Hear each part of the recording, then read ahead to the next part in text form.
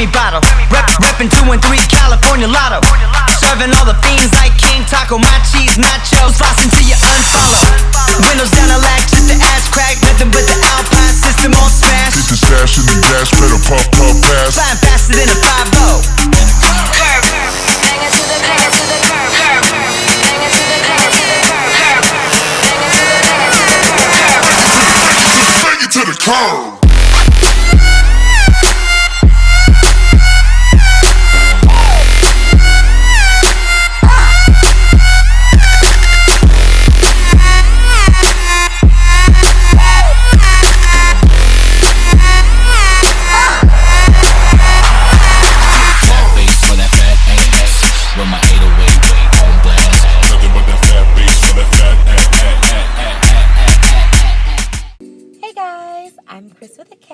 Welcome to Make It HIIT Wednesday.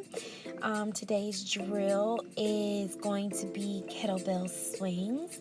I have 3 different versions for you. I want you to make sure that you're being very careful when you're doing these kettlebell swings because you can definitely injure your back when you're doing them, but I'm going to talk you through it. So let's go. So the first version of kettlebell swings is, of course, the standard version. Both hands on the kettlebell and swinging it between your knees. One of the most common mistakes I see people make with kettlebell swings is doing a squat as they swing the kettlebell up. This uses a lot of force in your shoulders, so it's not really correct. You want to make sure you have a slight bend in your knees, but your legs are straight. The second version of kettlebell swings are single-armed. I want you to pay attention to how I actually start these off. I'm not really using my shoulder as much. I'm more using my hips as a force to push the kettlebell up and allowing my arm to swing. The next thing that I want you to pay attention to is actually when I switch hands. So just watch during this slowdown, like as soon as the kettlebell is at its highest point, and you'll feel it because it'll start to get lighter, of course, then you switch hands.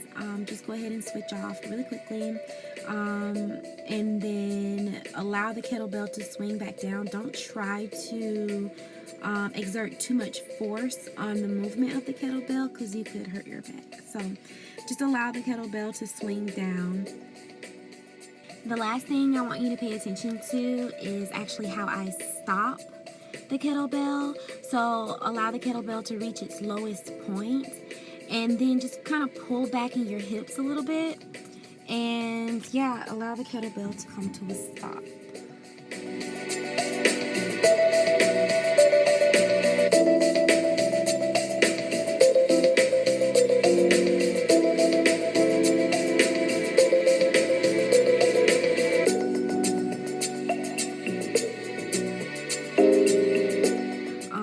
So I don't want you to overuse your shoulders. And on that note, if you're using the kettlebell or you're doing the kettlebell swings and you feel like your arm is really being pulled down a lot, or you feel a lot of pressure in your back, like in a painful way that is not just your muscles working, then the kettlebell is too heavy and you need to lighten your load.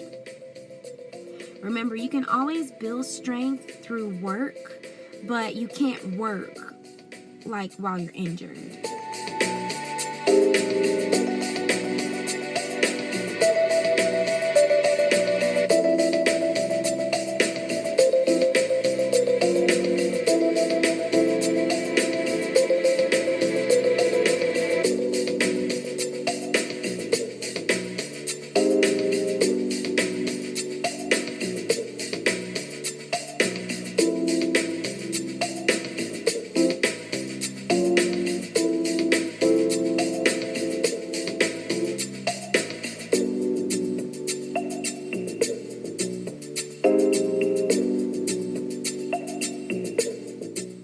So the last version of the kettlebell swing is through the legs.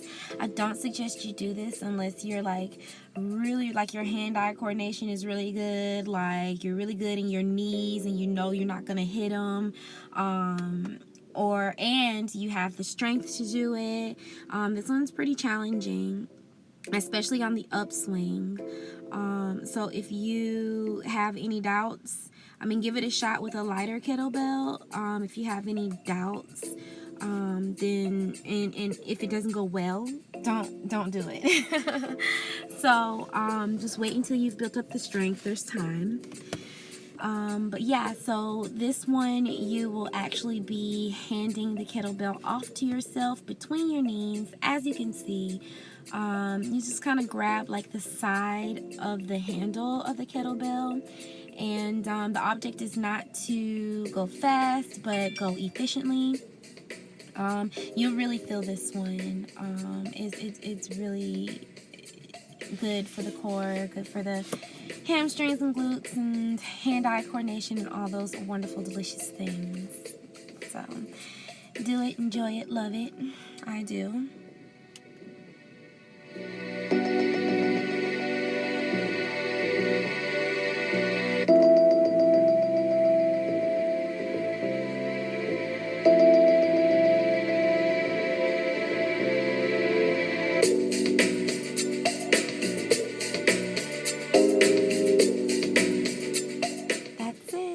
That is our Wednesday drill.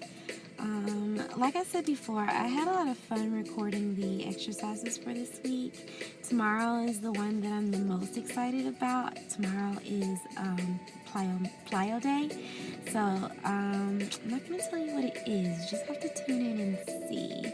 Thank you for tuning into this one. Thank you to my subscribers. Please continue to look, like, share, and recommend so people can subscribe. Thank you, thank you, thank you. I'll see you tomorrow.